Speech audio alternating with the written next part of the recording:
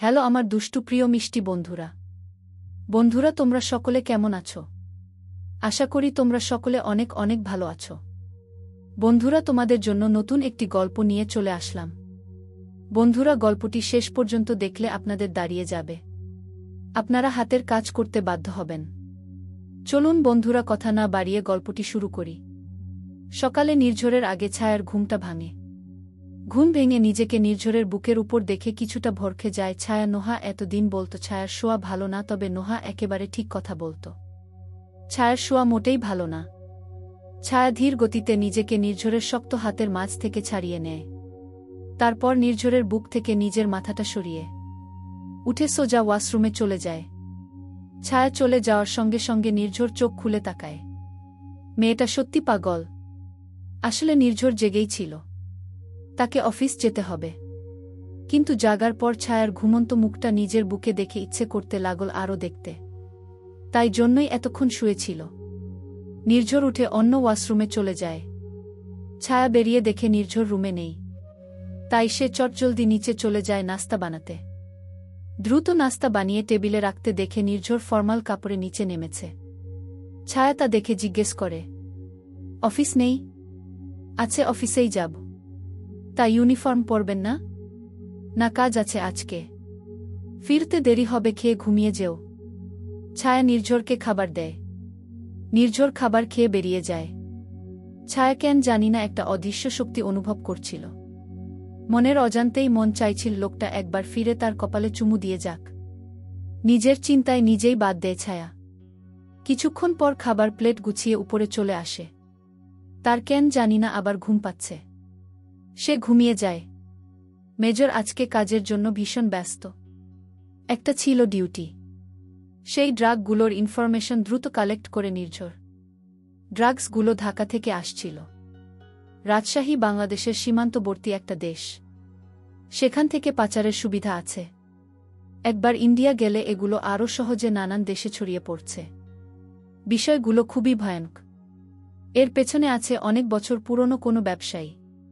না হলে এত সূক্ষ্মভাবে কেউ কোনো কাজ করতে পারে না। কেউ আজ পর্যন্ত সন্দেহ করেনি ওদের। নির্ঝর দীর্ঘশ্বাস ফেলে। তার শত্রুর সংখ্যা আরও বাড়তে চলেছে। তবে এর মাঝে ছায়ার কোনো ক্ষতি হোক তা নির্ঝর একটুও চায় না। রাত 1:00টা পর্যন্ত নির্ঝর অক্লান্ত পরিশ্রম করে। ছায়ার খোঁজ নেয়নি দিনের মধ্যে একবারও। বাসায় এসে নির্ঝর সোজা ডুপ্লিকেট চাবি দিয়ে দরজা খুলে ভেতরে চলে আসে। ছায়া নিচে নেই, তবে হয়তো উপরেই আছে। নির্ঝর সিঁড়ি বেয়ে উপরে চলে যায়। রুমে ছায়া কথা বলছে। বিষয়টা খেয়াল করে নির্ঝর ভেতরে গিয়ে দেখে ছায়া ফোনে কথা বলছে।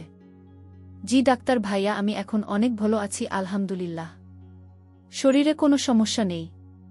ভালো কথা। ছায়া নির্ঝরকে বলে দ্রুত এসো বেড়াতে। ছায়া কিছু বলবে তার আগেই পাশে নির্ঝরের উপস্থিতি টের পায়। আপনি কখন এলেন? মাত্র। ওহ, তিন্নি আপু ফোন করেছে। সাথে ডাক্তার ভাইয়া। নির্ঝর ফোনটা নিজের হাতে চায়। ছায়া নির্ঝরকে ফোনটা দিয়ে দেয়। তবে আদনান তখন ফোনটা তার বোনকে দিয়ে দেয়। নির্ঝর তিন্নি আর রাহির সঙ্গে কথা বলে ফোন কেটে দেয়। ছায়াকে ফোনটা দিয়ে নির্ঝর বাথরুমে চলে যায়। ফ্রেশ হয়ে বেরিয়ে এসে দেখে ছায়া আয়নার সামনে দাঁড়িয়ে চুল আঁচড়াচ্ছে। নির্ঝরকে দেখে ছায়া চিরুনি রেখে পেছনে ফিরে। ওহ, আপনি চলে এসেছেন, চলুন খাবার দেই। নির্ঝর ছায়ার কাছে এগিয়ে যায়। ছায়ার হাত ধরে বলে, চলো খাবার আগে একটা জায়গায় নিয়ে যাই। কোথায়? চলো।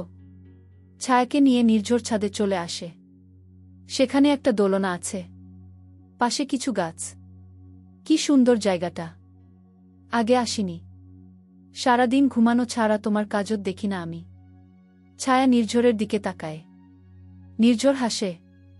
মেজরকে হাসলে এত সুন্দর কেন দেখায় তা ছায়ার আজও জানা নেই। নির্ঝর ছায়াকে নিয়ে দোলনায় বসে। মৃদু ঠান্ডা বাতাসে ছায়ার লম্বা চুলগুলো উড়ছে। বেশ ভালোই লাগছে। নির্ঝর সামনে তাকিয়ে থেকেই ছায়াকে জিজ্ঞেস করে, আদনানের সঙ্গে তোমাদের সম্পর্ক কিভাবে? সম্পর্ক? কিসের সম্পর্ক? না মানে সম্পর্ক যে একটা আছে, না হলে অয়নের বিয়ের প্রস্তাব আদনান তোমার বাবাকে দিত না। এমা, আপনি তো কিছুই জানেন না। আপুত ভাইয়াকে ভালোবাসত অনেক দিন থেকে। মানে? আমার মানে খুলে বলত। আদনান ভাই হলো আমার ডক্টর। আমি ছোট থেকেই একা থাকা এবং অন্ধকার ভীষণ ভয় পেতাম। মানুষের ভিড় আমার সহ্য হতো না, প্যানিক অ্যাটাক করতাম। সময় যত যাচ্ছিল আমি তত অসুস্থ হয়ে যাচ্ছিলাম। আমি তখন ক্লাস 8-এর শেষের দিকে পা দিয়েছি। আমার তখন আরও বেশি সমস্যা হতে লাগল। বারবার প্যানিক অ্যাটাক করছিলাম। ছোট থেকেই বাবা নানান ডক্টর দেখিয়েছে, কিন্তু কিছুতেই কাজ হয়নি। বাবা এক পর্যায়ে রাতের পর রাত আমার মাথার কাছে বসে কাঁদতেন, নিরুপায় হয়ে পড়েন। এরপর নোহা আপু ডক্টর আদনানের একটা অ্যাডভার্টাইজমেন্ট দেখে বাবাকে বলে, উনি সব থেকে বড় সাইকোলজিস্ট, উনি অনেক ভালো চিকিৎসা দেয়। তবে আমাদের বাসা থেকে ঢাকায় যেতে সময় লাগে প্রায় 5 ঘন্টা। বাবা বললেন, শেষ চেষ্টা করে দেখি। প্রথম যখন আদনান ভাই এর মেডিকেল এ যাই, অনেক মানুষ ছিল। আমি সেটা দেখে আবার প্যানিক করতে থাকি। আমার সিরিয়াল ছিল একেবারে শেষে। কিন্তু আমার অবস্থা দেখে ডক্টর আমাকে প্রথম দেখে, এবং প্রথম দিন উনি আমাকে কনসোল করে ফেলে। সেভাবে বাবা আমাকে প্রায় 5 বছর ধরে ওনার কাছে নিয়ে যায়। তবে বাবাকে ছাড়া আমি জীবনে কোথাও যাইনি। আদনান ডক্টর সম্পর্কে আমি বা আমার বাড়ির কেউই জানত না, অর্থাৎ আপনাদের পরিবার সম্পর্কে কিছুই জানতাম না। সেবার অয়ন ভাইয়া মেডিকেল এ এসেছিল ডক্টর ভাইয়ার সঙ্গে দেখা করতে। বাবা বাইরে গেছিল পানি আনতে। আমি আর নোহা আপু ছিলাম বসা। সেখান থেকেই অয়ন ভাইয়া এবং নোহা আপুর পরিচয় হয়।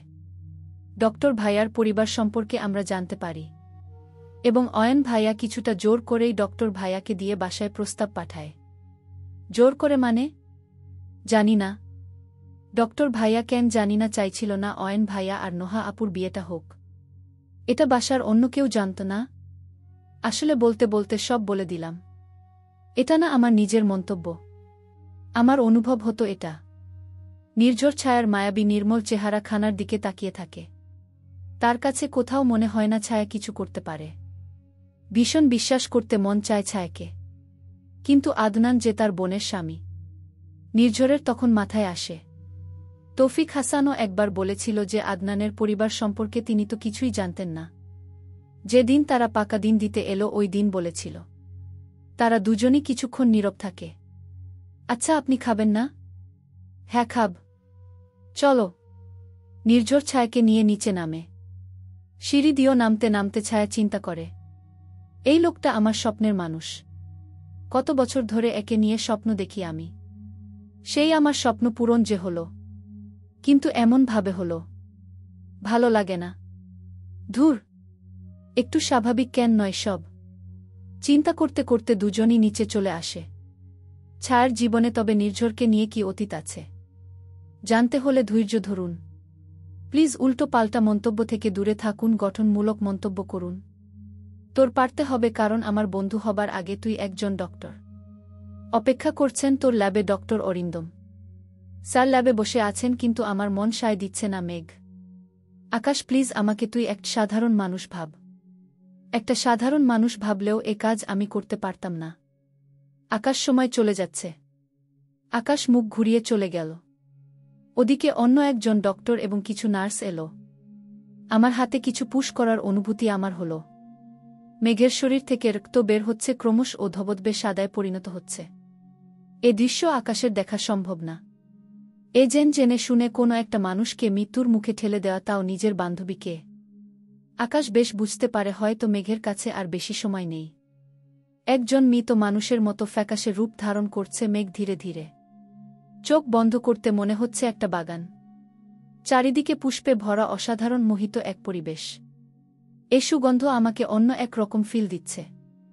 এত সুন্দর করে, এত যত্ন করে এই বাগানটা মনে হচ্ছে শুধু আমার জন্য তৈরি কর হয়েছে।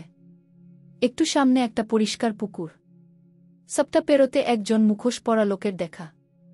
পকেটে হাত গুজে দাঁড়িয়ে আছে আমার দিকে তাকিয়ে। মুখোশের তলে মিষ্টি সেই হাসিটা অসম্ভব সুন্দর। আমি দেখতে পাচ্ছি না সেই হাসি, কিন্তু আমি ফিল করতে পারছি। আমি বুঝতে পারছি যে সে আমার প্রথম এবং শেষ ভালোবাসা। চোখের সামনে ভেসে আসছে প্রথম থেকে শেষ পর্যন্ত সব। প্রথম সেই অনাকাঙ্ক্ষিত চরটা, তারপর এই মুখোশ পরে আমাকে ভালোবাসার কথা বলাটা, বিয়েটা, ভালোবাসার ছোট্ট ছোট্ট মুহূর্তগুলো, সেই সব কিছু যা হয়তো পৃথিবীর বুকে বেঁচে থাকবে চিরকাল। যদিও মানুষ থাকে না চিরকাল। কিন্তু তাদের কৃতকর্মের জন্য তারা লোকমুখে বেঁচে থাকে চিরকাল। সেই মানুষটাকে ভীষণভাবে জড়িয়ে ধরতে ইচ্ছে হচ্ছে। এক ছুটে তাকে আঁকড়ে ধরে এই সময়টাকে আমার উপভোগ করতে ইচ্ছে হচ্ছে। এই মিষ্টি ফুলের ঘ্রাণগুলো তার শরীরের ঘ্রাণের কাছে হার মানে। তার বুকে মাথা দিয়েই কাটিয়ে দেওয়া যায় চিরকাল। এটা যে সেই আমার ভালোবাসা, অসম্পূর্ণ ভালোবাসার কথা বেঁচে থাকে চিরকাল। এত সুন্দর অনুভূতি, হঠাৎ যেন সবকিছু অন্ধকার হয়ে আসছে। সামনে থাকা মানুষটা আমার থেকে বহু দূরে চলে যাচ্ছে। আমি চাইছি তার কাছে যেতে, কিন্তু পারছি না। খুব ইচ্ছে হচ্ছে ছুটে ওর কাছে গিয়ে ওকে জড়িয়ে বলি, ভালোবাসি, তোমার সাথে থাকতে চাই, কিন্তু পারছি না। পায়ে কেউ শেকল দিয়েছে, বন্দী হয়ে যাচ্ছি আমি একটা জায়গায়। পৃথিবীর সমস্ত কষ্ট হয়তো আজ আমার ভেতর এসে জায়গা নিয়েছে। ভীষণ কষ্ট অনুভব হচ্ছে। নিমিষেই আমার চারিদিকের মৌ মৌ করা সুন্দর পরিবেশটা কেমন ফ্যাকাশে কালো হয়ে গেল। সুগন্ধিগুলো হাওয়াতে বিলীন হয়ে গেল, ফুলগুলো ঝরে গেল। এতটুকু বলেই ঋতুর চোখগুলো খুলে দিল। তার চোখে কান্নার অজস্র বিন্দু। পানিগুলো বাঁধ মেনেছে, ভীষণভাবে নিঃশব্দে কান্না করে চলেছে ঋতু। মা, তারপর কি হল? আরাবের কথায় ধ্যান ফিরল ঋতুর। চোখের পানি মুছে ছেলের দিকে তাকাল। তিনটা ছেলেই তার জানার ভীষণ আগ্রহ নিয়ে তার দিকে তাকিয়ে আছে। সে পেছন ফিরতে তারা তিনজন আবার প্রশ্ন করল, কি হয়েছিল মা তারপর? আদ্রিয়ান: হ্যাঁ মা, কি হয়েছিল? সেই আন্টিটা কই? আদ্র: মা বলো না আন্টি আর